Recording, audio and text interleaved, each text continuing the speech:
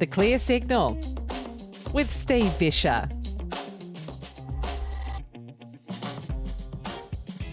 Well, hi there. Welcome back to The Clear Signal. Great to have you back with us this week as we have what I hope will be another really engaging and interesting chat with this week actually a leader of Australian business and probably someone who I guess I'll probably ask him this. We'll have to see what he thinks about it, but he probably is humble enough that he probably doesn't like to be seen that way. I'm not really sure. We'll certainly see. If you live here in Australia, of course, you might be familiar with the Jim's brand. I don't see how you couldn't be. We see Jim's Mowing, Jim's Dog Wash, Jim's everything else. There's so many different parts of that franchise business that's around, and it really is an Australian business success story. So I really have for a long time wanted to speak to Jim Penman and just see what it is that makes him tick and really see what he thinks about the business environment these days. He's been very outspoken on politics and many other issues as well. He's certainly a man who's very passionate about what he does, and it certainly has paid dividends. There's been a lot of success, and as I say, there's been so many Jim's franchises around the place over all these years. He must be doing something right, so perhaps we can all learn from that. It's a really great privilege to have him with us. He joins us on the line now. Jim, welcome to the show. It's great to meet you. Yeah, good to be here.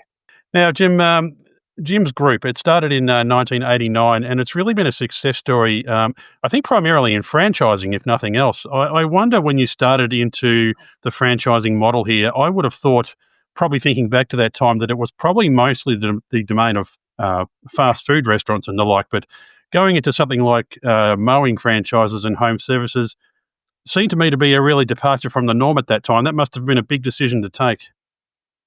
Well, I wasn't the pioneer. A company called VIP was already doing it. In fact, they had 250 franchisees when I signed my first one. They started in Adelaide. They came across to Melbourne. And to a large extent, they inspired me. I said, if they can do it, maybe I can do it. But also, slightly in self-defense. I had a little business that was building up and selling lawn mowing rounds, and I thought these franchising would kill me. So I raided their stand at the Expo in 1988 and found out what they were doing and decided to try and see if I could compete with them. It's interesting. I remember interviewing Dick Smith many years ago, and he was quite open about the fact that when he set up his very successful business then, he was quite open about the idea that he didn't really try anything new. He just looked at what was working for other businesses and decided he'd go down the same path, and it certainly paid dividends for him too. Yeah, I didn't like what they did, actually. I could see the point to it, but there were certain aspects of their system that I didn't approve of. I had a look at their contract. I got a copy and I thought, this is too unfair. I don't think this is a fair thing for a franchisee to sign. So I actually had my contract written completely from scratch, much more favourable to franchisees. I gave them all kinds of rights, like they could walk away in the beginning without paying anything. If they wanted to go independent, they had an absolute right of refusal from any jobs to their territory. We were actually forbidden by contract for taking any leads off them without their consent. They had the automatic right of renewal. There's a whole stack of stuff in there. They could grow to whatever extent they liked and still pay the same base fee, so their fees wouldn't increase. I put in all the stuff that I would like to have had if I was the prospective franchisee.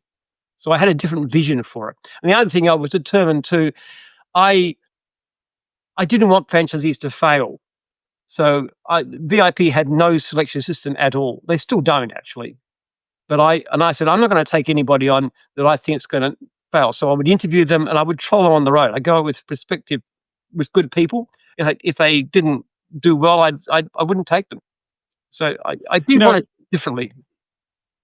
You know, it's interesting. I've actually been at points in my life and where I've considered actually perhaps looking at your franchise system and going into it. There was an interesting point.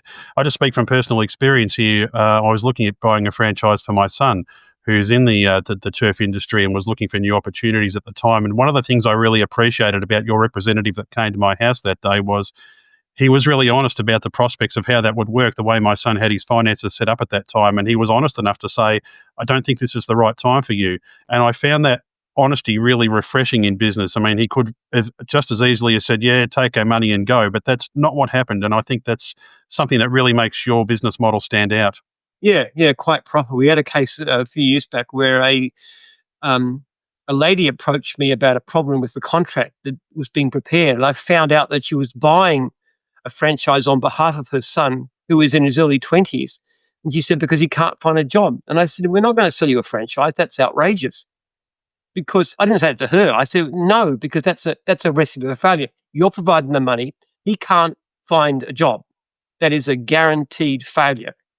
And she said, I wish I'd never called you. And I said, it's a jolly good thing that you did.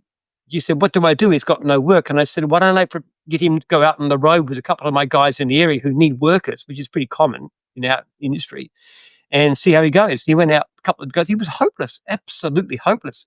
Now, that was a really bad thing for the franchisor to do. In fact, when the contract came up for renewal the following year, I said, we're not renewing, sell. That was the final straw. That was an outrageous thing to do, to actually take somebody that he must have known would fail. Yeah, it's really interesting. I suppose if we look back at the time when you looked to set this up, and we look at the economic times that were sort of around at the end of the 1980s, I have a theory, Jim, that this sort of economic phenomenon is cyclical. We sort of saw it towards the end of the 2000s. Now we're seeing it in the 2020s, where times are tough. How do you see the times now in the business environment compared to back at the time of Paul Keating's rather infamous recession we had to have?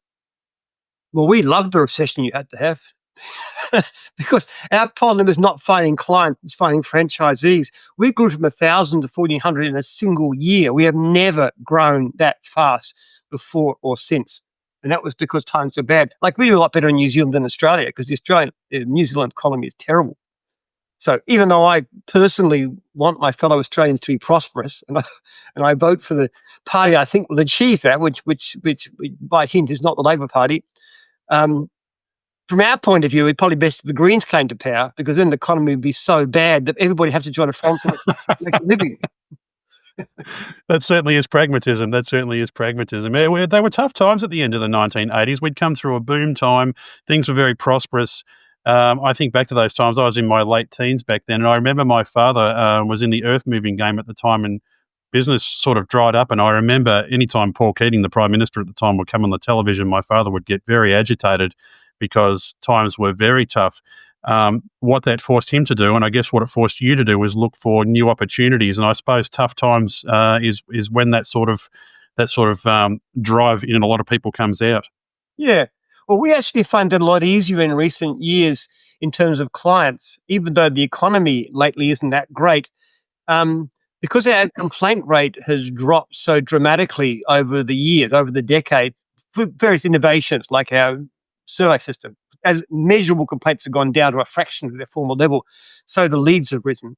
So we've given back well over $1 million to franchisees in unspendable advertising, because the franchisees are just so flat out. There's just no reason to spend the money. They're flat out the year out. I've actually gone through just recently and slashed the fees for two of my franchisees' divisions, fencing and dog wash, because we just simply don't need the money. That is amazing. Why do you think it is? We hear so much negativity from media and media commentators, and certainly it's a lived experience for people in these tough times, where things are tight, where money is tight, interest rates are high, the amount of money people have to borrow these days compounds that exponentially. Yet, as you say, there are still people that are wanting to pay to have so many different home services done for them. Why do you think that is? Yeah, there's a tremendous demand. But what clients want in particular is good service. See, the amount of difference in pricing isn't the real issue. It's whether a person turns up, whether they're reliable, whether they're trustworthy, whether they do a good job, those kinds of things. It's not a few dollars here or there that we find is the difference. The big difference is the better your service becomes, the easier it is to find clients. My daughter and her partner have just started the last 6 months, 6 months ago, Jim's Removals, and they are absolutely flying. And they've got, in our internal system, they've got 70 reviews. They're 5.0 stars. And they're getting so many repeats and referrals. They're about to pick up their second truck this week, and they'll have 3 or 4 by Christmas. Wow. They're just good at what they do, and they're getting so much repeat business. People are hungry for good service. And people will pay for convenience. I know that's a principle that a lot of people work on. You know, there's value in convenience, and people's lives are very busy these days. I suppose that's a really significant factor too. Yeah. Well, if you want something done, you want it done well. It's no good having a service that's no good. They never turn up, or the service is shoddy, or your place looks bad, or the cleaning isn't done correctly, or whatever your problem is. People want decent service. They don't want to pay outrageous money. But we actually target ourselves. We tell our franchisees to charge above the going rate. Don't compete on price. In fact, with very rare exceptions, you'll never see gyms advertising on price. The only exception would be car detailing, where they do have a price schedule. But in general, we don't advertise price. We never certainly say cheap price. Just don't do it. Jim, you talked there a lot about the way you like to support your franchisees, and one of the aspects of business that always I'm quite passionate about is leadership and the way people lead businesses. What you're really talking about there was seeing people, as human beings, rather than just seeing people as a franchisee or a number. How important is that ethos in your business? Obviously, it's a very significant factor. Is that something that you've studied, or is it something that's just comes naturally to you? It's always been the case. It's a core part of my belief system.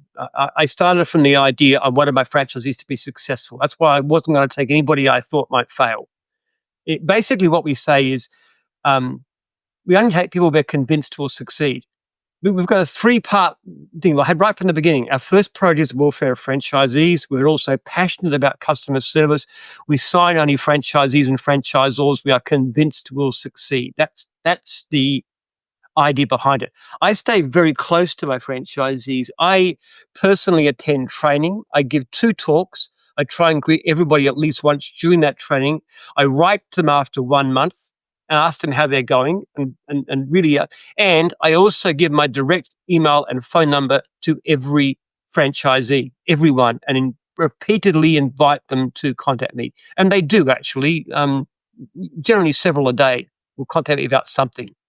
Do you find that a lot of people? One of the things I find as a leader in my sort of line of work outside of what I do here in the media is that people have a lot of things going on in their lives that you might not see, and all of that affects the way they perform in their work life and their business. I would imagine people come to you not only with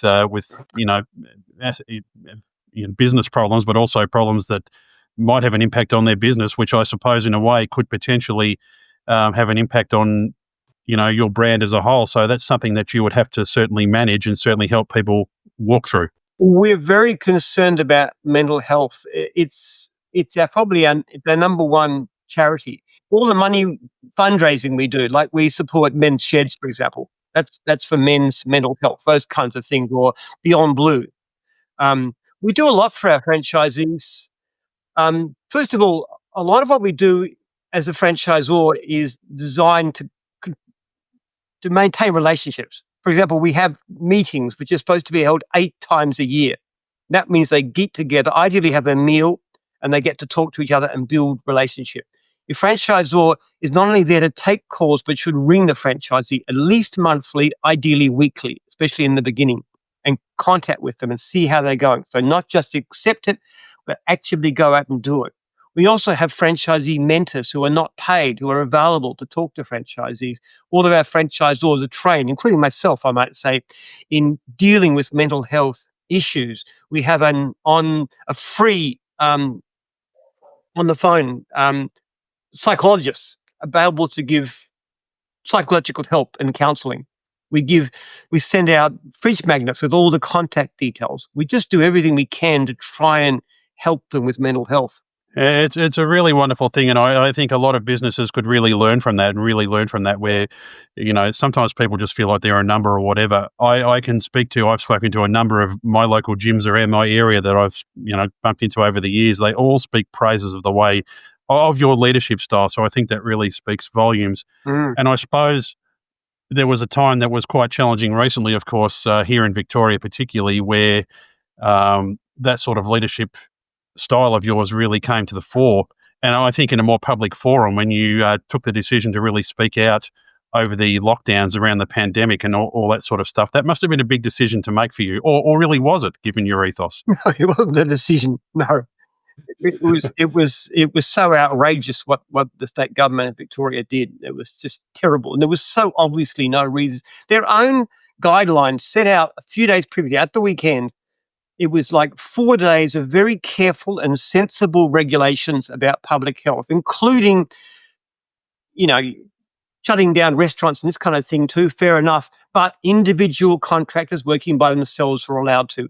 And then the Premier gets up at a conference the following Wednesday and says, you can't have your lawns mowed or your houses cleaned, which is really interesting wording because he wasn't thinking about 100,000 plus Victorians being out of work because they're peasants. They're not important. They're just mere workers. I'm considering my affluent inner suburb people that I identify with.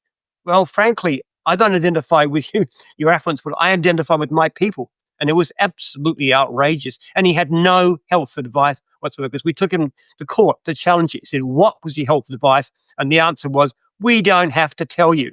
In other words, he had none. So there wasn't really any decision. I was absolutely outraged. I got to say it was difficult. 2 of my daughters wouldn't speak to me for months. They really got furious because I was supporting, dear Angel Dan, who's such a perfect person, and they were outraged. Afterwards, I had a little slightly different attitude, but at the time it was very difficult. But I never considered not speaking out. It was terrible. It was really a case of a psychological warfare, I almost thought. You talk about leadership style. There was the Victorian Premier, Dan Andrews, and I should mention, there's a lot of people that watch my podcast that live outside of Australia. I mean, have a look back. Look at a documentary, for example, called Battleground Melbourne, if you want to know what it was really like living here in Melbourne at that time. It was something akin to living in 1970s East Berlin, I kind of always thought. But Andrews had a push or push through mentality. It was always about politics to him. It's certainly coming out now, of course, that there was really none of his decisions were based on health advice. No. But looking at your business and your decision to advocate for your franchisees and the people that matter to you, that really stood out to me as something that a business leader would do that not a lot of them were doing at the time. Well, it's very cynical politics. It really was. There was nothing behind it. We actually had the worst lockdown by far of any state in the Commonwealth. We also had the highest death rate per capita. We've also got the highest debt of any, and we've got the worst business state for doing business. I mean, it's an appalling government. They really were. I cannot believe that people had re-elected them. But it's an indictment on their opposition, I often think. I mean, their opposition is so weak here in Victoria that I think it just creates an opportunity. I spoke in my last podcast with my guest, Damien Kuru. We were discussing the way the left side of politics in particular are so effective at managing media and managing messaging, whereas I don't know what you think about this, Jim, but their opposition is just hopeless at it. Very good on the social media. They're extremely skilled at the politics of social media. The Liberal Party in general was pathetic at social media. I don't know what there is about them. They just can't handle it. I reckon we're better at social media than the Liberal Party is. I mean, it's not that difficult. Honestly, I've got one guy, Joel, that you probably had contact with, and he's got an offsider, and they do tremendous social media. I have yet to see the Liberal Party do anything approaching as good as that. And this is a company. Look, I go down before the last federal election. You drive down the road and there's Liberal Party all over the place. They must have spent millions on these things. What about putting some money into the stuff that matters? Social media is so powerful in this day and age. It really is. It's the way to get your message across. Did you cop a lot of flack? Did you cop any flack from the business community? I'm sure that you had, political operatives that were pushing back at you, but how was that? How was your advocacy at that time viewed within the business community more widely? Actually, I don't have much to do with the business community except for my own franchisees, and they were pretty grateful. Yeah, they certainly were. I hardly know anybody in business outside of gyms, honestly. I speak to my franchisees and franchisors all the time. Other people, hardly ever. I don't go to business meetings. I don't go to town. I'm just not in that world. My franchisees, my business, my family, my church, that's my world. I'm surprised in one factor of that, Jim. I would have thought that perhaps businesses might come to you looking for leadership advice. Do you ever find that happens? No, no, they don't. They don't. They might watch the podcasts. There's enough around, but. Well, I tell you what, there's a phenomenon that I've experienced it in different times in my career where you'll sit around a corporate table and there's a certain language that corporate people speak In fact, there's actually some really good social media channels that sort of send that phenomenon up these days. But I always find there's much greater value when you're talking to, in my case, employees, or in your case, franchisees, business owners, in just talking like a real person. That actually, I think, is a key factor in really good leadership. Just talk to them on the level. Yeah, well, I don't know how good a leader I am. I make some appalling mistakes. Honestly, I've done such stupid things, and But look back. that's important to admit too. That's important to admit too, Jim. Yeah, that's right. I just discovered something I'd made a terrible mistake over the past couple of years, and cost me a huge amount of money, and so much went wrong because I made some bad decisions. It happens all the time. So whether I don't know. I don't know whether business leaders can learn much from me because I'm so eccentric. I don't really care about money that much. I have my research foundation, which I want to fund, and 90% of my income goes into that anyway. So it's not, don't have any desire for personal wealth at all. And my business is not really, it's not really aimed to make them to maximize income. It's just not. I have 5,500 franchisees. The people assume I'm sort of a rich, in the rich list and stuff. I'm not even close. We don't make. I make about $9 million a year, to give you an idea. Which for a business this size, turning over close to $1 billion a year is not much.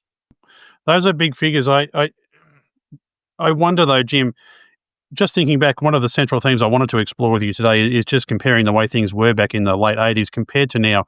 How is the business environment? What are people saying to you on the ground about the way things are? I know you're saying that people are really busy, but there are other factors. There are very high taxes, there are high interest rates and all that sort of stuff. Is that having an impact on your franchisees?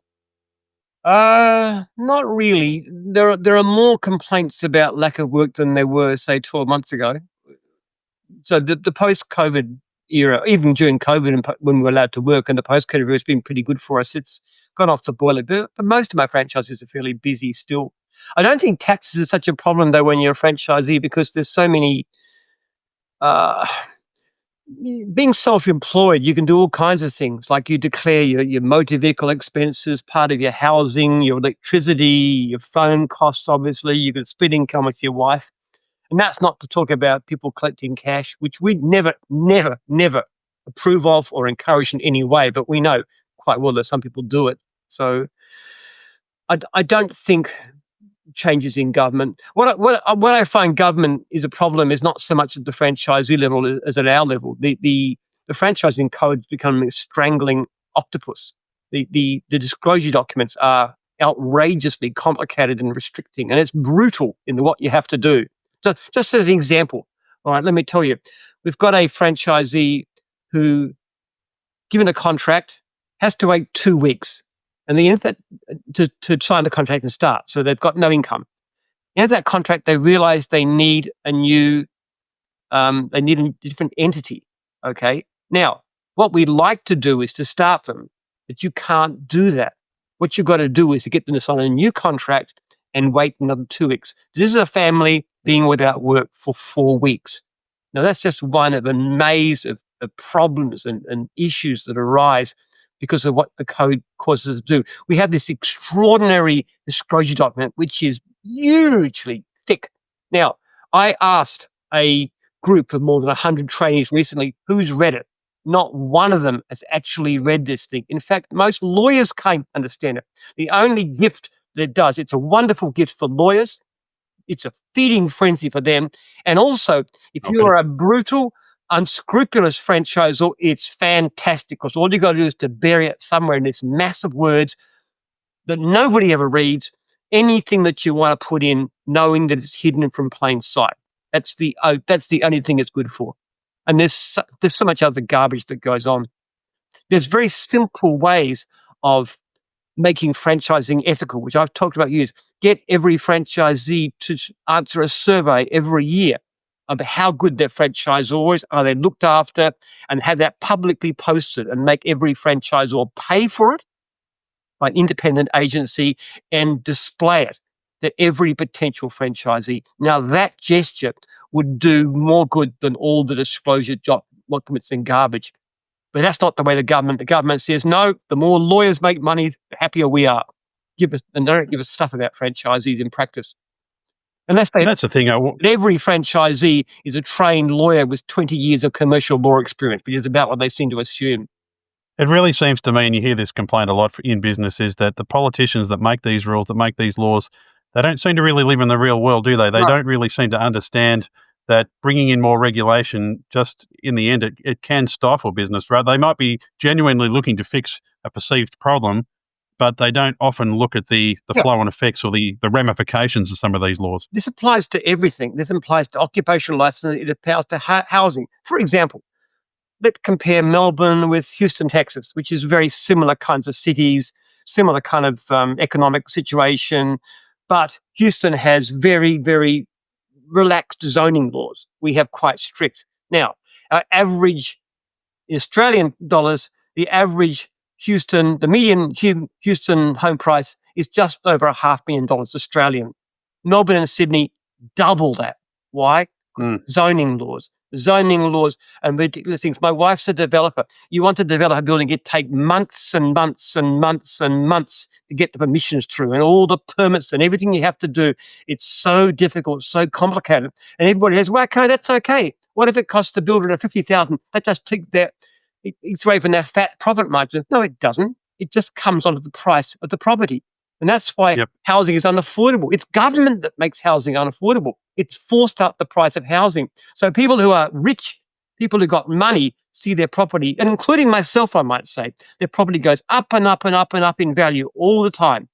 And the poor sods, the young people who can't afford to buy, people who are trying to desperate to get a rental, they cannot find anything. It's an extraordinary thing. Government is impoverishing us.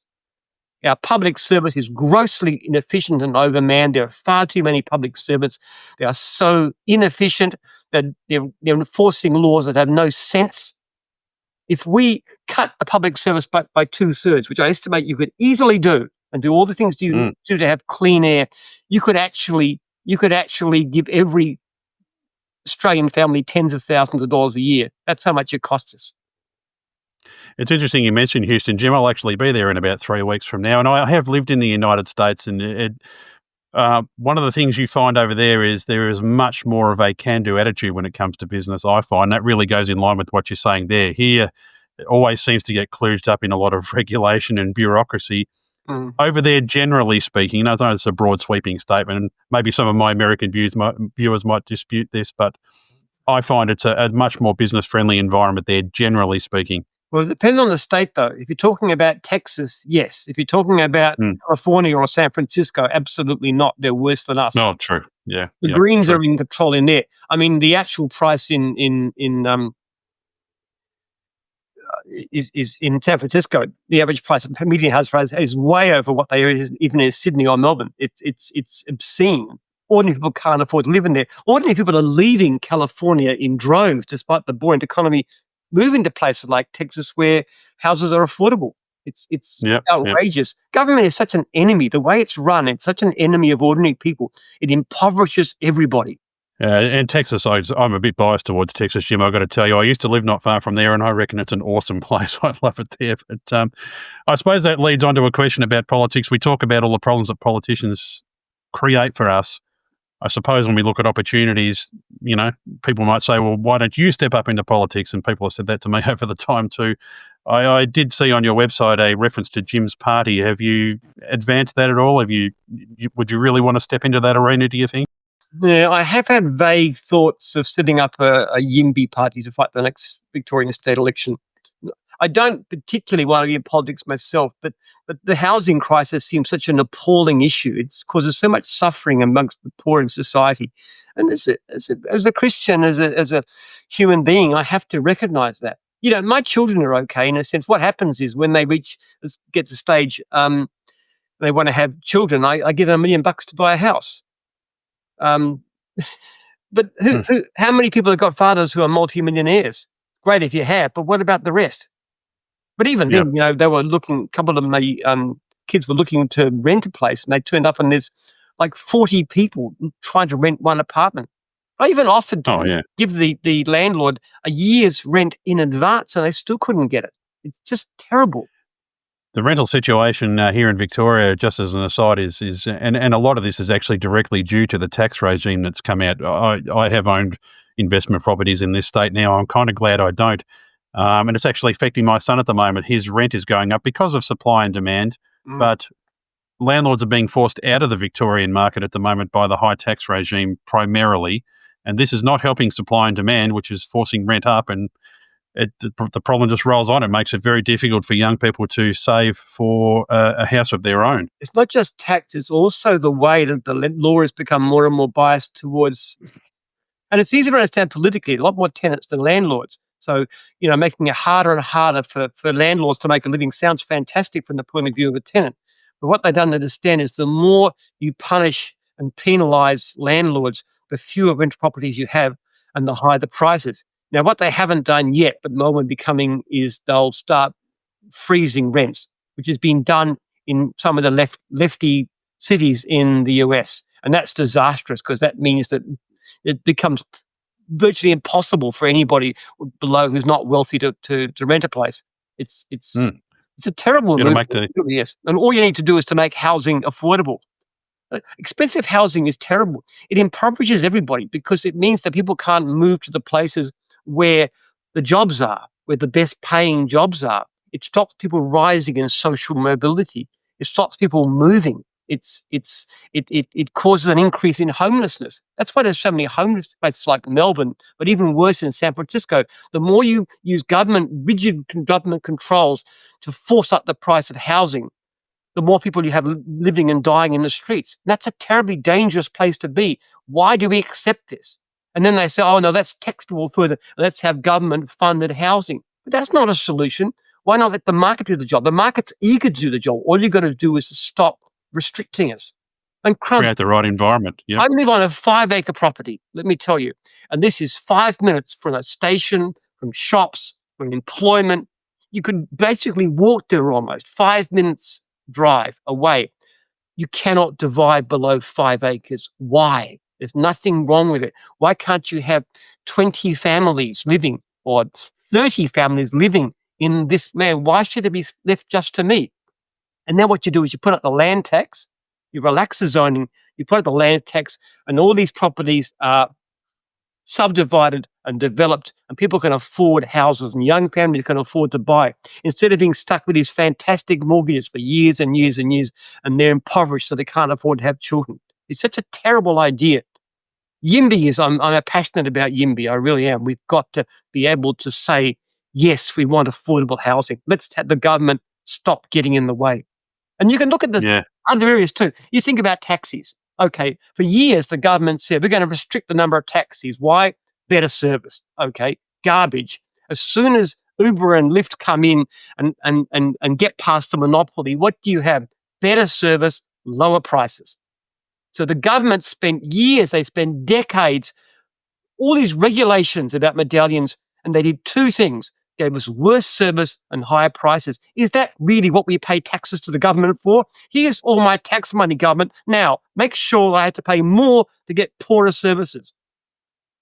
I'm reminded of that really famous grilling that was given to Kerry Packer back in the day when he was testifying to, I think, a Senate Estimates Committee, where he basically said it's every Australian's moral duty, if you like, to not avoid tax, but to minimise their tax, because the money we're giving you, we've got to tell you, don't spend it too well. Yeah, that's right. Or words to that effect, anyway. Yeah. Well, he said, what he said, as far as I remember, he said, don't spend it so well, you want to give them any extra. That's exactly right. Some points. He's a funny guy. He was talking with supposed to be a Texan millionaire one time, and he was boasting about how much money he had, his ranch was worth, and Kerry said, toss you for it. Jim, there's so many things that we could be concerned about, but there are also many things that we, in life that we can also be very grateful for, and there's always hope for the future. Would you have a message for people that perhaps are struggling or looking for new opportunities about changing their mindset, or what would you say to someone who's really looking for a change in this environment? It's doable, isn't it, given the right circumstances? Yes, yeah, there is. Look, there is money to be made. There are people, we reckon, we call ourselves the Millionaire Factory. We reckon Jim's group has created more millionaires and multimillionaires than any company in the history of this country, because you don't have to have money to start. I mean, like, to get even a lawn mowing franchise, which is a good way in, that's a royal road in, it's going to cost you, what, $25,000, $30,000? Most people can borrow that, get a mortgage, anything. It's not hard to find. The average franchisee turns over well over their profit is well over the median Australian income. So they're already starting off well. But not only that, but they've then got the opportunity to do better. There's nothing in our contract that stops people from having as many workers as they wish. Their fees don't go up. We've got franchisees turning over millions of dollars a year with employees all over the place, just starting off from nothing. Like Dan Cale is a good example. He was a high school dropout, worked for McDonald's for a while, bought a lawn mowing franchise from us in his early 20s. He's now a multi-millionaire, and he's still in his early 30s and looking at going after starting up the United States. I mean, high school dropout, the whole society will look at someone like Dan and say, hey, you're obviously useless. We reject you. You couldn't even finish high school. All right. He's a brilliant guy. Absolutely. But he actually speaks to our trainees as well to inspire them with his story. And he's done lots of videos. And there's so many stories like that. Great stories. Interesting you say he came out of the McDonald's system. I'm actually a big advocate for that system too, the way it trains their people. So maybe there's... my youngest son has just got a job at McDonald's. So I said, yeah, right on. Just don't eat the food, Aaron. It's terrible. Disgusting, unhealthy garbage. But as franchisors, McDonald's are great. They really are one amongst the best practice. I really admire them in that way. And in terms of training kids to take responsibility and move into leadership, fantastic. I said that's my number one preference as he goes to work there. Jim Penman, it's been a joy to talk to you, and I'm really humbled to meet you. And I could sit here and talk to you all day, but I know you're a busy man. Thanks so much for joining us. People can find your business and check out any of the home services, of course, at jims.net. And thanks once again for spending some time with us. All right, good to talk to you. Get in touch. Join the conversation. Find us online at clearsignal.com.au.